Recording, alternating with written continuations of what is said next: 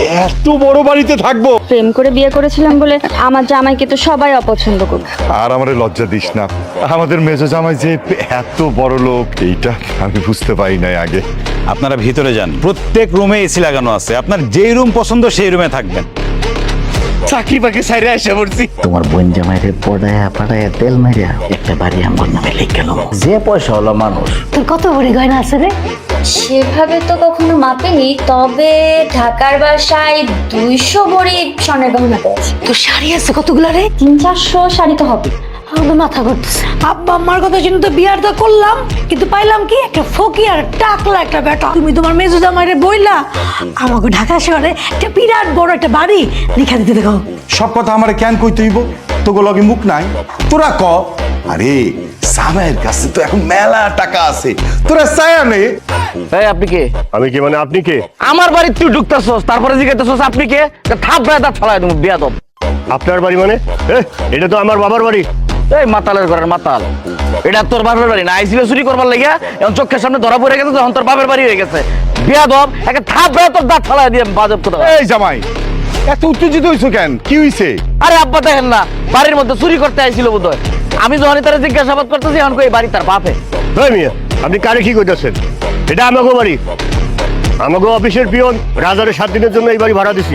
রাজা কই? রাজারে ডাক দেস। হারামজাদা, তুই কারে নিয়ে কি কইতেছ? তুই জানো? এই ছেলে, কার সম্পর্কে তুমি উল্টা পাল্টা কথা কইতাছো? তোমার কি আইডিয়া আছে? আমার জামাই রাজা বিকে কোম্পানির মালিক, হ্যাঁ, কোটি কোটি টাকার ব্যবসা তার।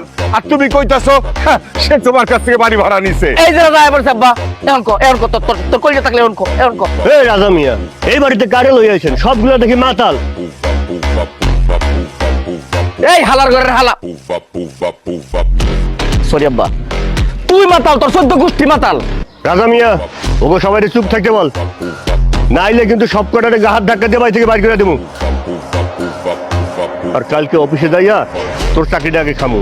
হাত জোর করে বাড়িটা ভাড়া নিলি, এখন বাড়ি দখল করার পায়তারা করছিস না? আরে আপনাদের সবাইকে কইতেছি, রাজার কোনো বাড়ি নাই, কোনো কোম্পানি নাই। আপনাদের সাথে মিথ্যা কথা কইছে। 24 ঘন্টা আপনাদের সময় দিলাম, এই বাড়ি খালি করে চলে যাবেন। আর যদি আবার আইসা দেখি বাড়িতে আছেন, হাত ধাক্কা দিয়ে বাড়ি থেকে বাইর করে দেবো। কথাটা যেন মনে থাকে। এই সুরের ঘরের সুরে যা কয়ে গেছে, এটা কি সত্যি নাকি? তোর কারণে আমি আমার চাকরি ছাড়ছি বাটপার। আমারে তো মারাই উচিত, নিজের টাকায় শ্বশুরের বাড়ি কিনে দিছে। ফট কোথাকার। এই আব্বা, এখন বুঝছো? তুমি তো আমারে খুব বলছিলা প্রেম করলে রাজের মতো ছেলের সাথে প্রেম করতি, বিয়ে করতি। এখন কে ভালো? আমার জামাই ভালো। ছি ছি জামাই ছি, তুমি শেষ পর্যন্ত আমাদের মান সম্মান নিয়ে খেলো। এত বড় সাহস তোমার!